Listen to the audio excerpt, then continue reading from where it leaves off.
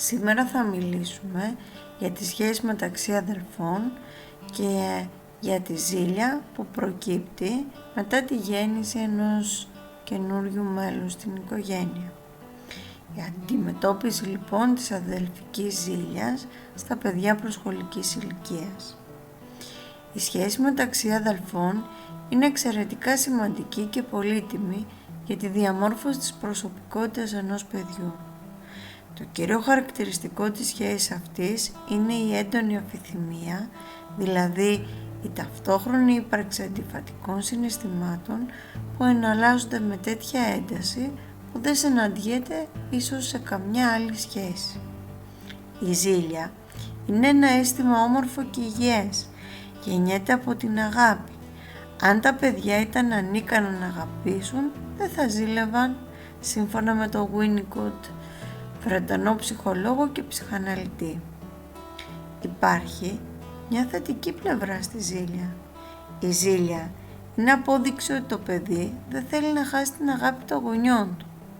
Αν η ζήλια ξεπεραστεί με επιτυχία, τότε τα παιδιά που έχουν αδέλφια έχουν τη μεγάλη τύχη να παίρνουν από αυτά ένα από τα σπουδαιότερα μαθήματα της ανθρώπινης ύπαρξης.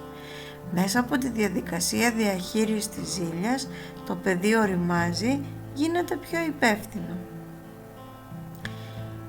Η ζήλια, όπως και η αγάπη, είναι ένα συναίσθημα το οποίο μεγαλώνει, ριζώνει, δυναμώνει και απλώνεται, μέχρι που σβήνει κάθε ικανότητα λογικής σκέψης και συμπεριφοράς. Το παιδί που ζηλεύει δυσκολεύεται να δει τα πράγματα αντικειμενικά και οθείται σε παράλογη και πολλές φορές βίαιη συμπεριφορά. Νέο μωρό στην οικογένεια. Τι θα κάνουμε για να διευκολύνουμε το παιδί να αποδεχτεί τον ερχομό του καινούριου μωρού? Ας ξεκινήσουμε από τα απλά πράγματα.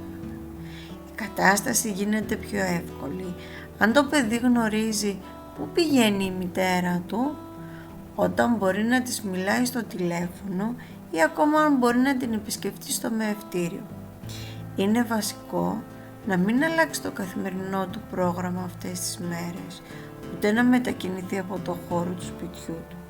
Επιστρέφοντας βέβαια η μητέρα στο σπίτι με το μωρό, πρέπει οι γονείς να έχουν αποφασίσει πού θα κοιμάται το μωρό. Βασική μέριμνα είναι να βοηθηθεί το πρωτότοκο παιδί να αντιθασέψει τη ζήλια του και να συνυπάρξει με το αδελφάκι. Αυτό θα εξαρτηθεί σημαντικά και από τη στάση του ευρύτερου περιβάλλοντος, όπως για παράδειγμα τη γιαγιά, τον παππού και τους άλλους συγγενείς. Τι να αποφύγουμε? Να δώσετε στο νεογέννητο τα πράγματα του πρωτότοκου παιδιού, όπως είναι η κούνια, το καροτσάκι, τα παιδιά. Αυτά είναι πολύ σημαντικά αντικείμενα για το πρωτότοκο παιδί. Ένα άλλο πράγμα που πρέπει να αποφύγουμε είναι να στείλουμε το παιδί στον παιδικό σταθμό μόλις γεννηθεί το μωρό. Αυτό είναι ένα συναίσθημα που πολλές φορές τα παιδιά βιώνουν ως απειλή. Τι να κάνουμε? Να έχετε πάντοτε υπόψη σας ότι κάθε παιδί είναι μοναδικό. Όταν το μεγάλο παιδί τρώει και πρέπει να ταΐσετε το μωρό, να δίνετε προτεραιότητα στο πρώτο. Να ζητάτε από το μεγάλο παιδί να σας βοηθάει στη φροντίδα του μωρού. Να προσπαθήσετε να καταλάβετε τα συναισθήματα του πρώτου σας παιδιού. Να δεχτείτε ότι έχει δίκιο που ζηλεύει και να το συζητήσετε μαζί του αρκετές φορές. Δείξτε του φωτογραφίες και πείτε του πως και το ίδιο στις ανάλογες φάσεις ανάπτυξής του έμοιαζε με το νέο μωρό. Αρχίστε να ασχολείστε μαζί του περισσότερο και πιο ποιοτικά. Βρείτε χρόνο να κάνετε πράγματα μόνο με το πρωτότοκο παιδί σας. Πώς όμως αντιλαμβανόμαστε ότι ένα παιδί ζηλεύει?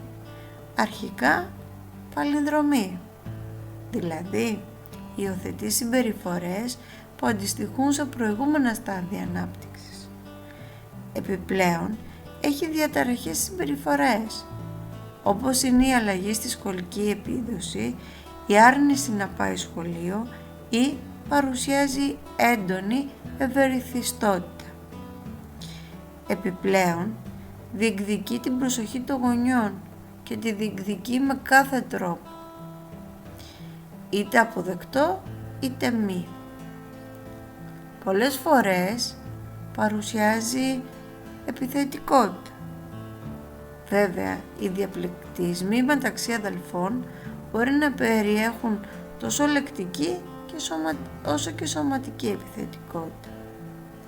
Τέλος, μπορεί να παρουσιάσει ακραίες εκδηλώσεις θαυμασμού, υπερπροστασίας ή αδιαφορίας προς το καινούριο μέλος. Τι μπορούμε να κάνουμε για να εξομαλύνουμε αυτές τις καταστάσεις?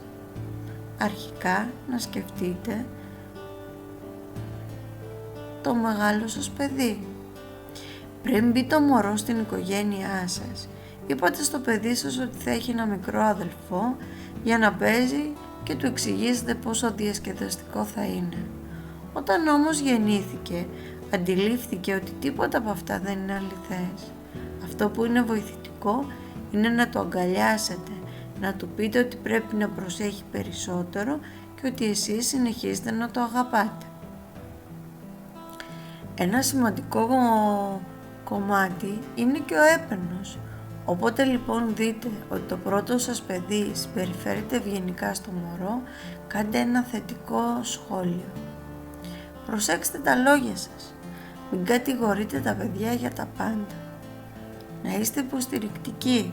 Αναγνωρίστε τα συναισθήματα του παιδιού σας. Δείξτε του περισσότερο αγάπη. Δείξτε του όσο μπορείτε περισσότερο αγάπη. Ο καθένας είναι ξεχωριστός. Αποφύγετε να κάνετε συγκρίσεις μεταξύ των δύο παιδιών, ακόμα και για τα ασήμαντα γεγονότα, όπως το βάρος τους όταν γεννήθηκαν ή πότε πρωτομίλησαν. Προσπαθήστε να κοινωνικοποιήσετε τα παιδιά.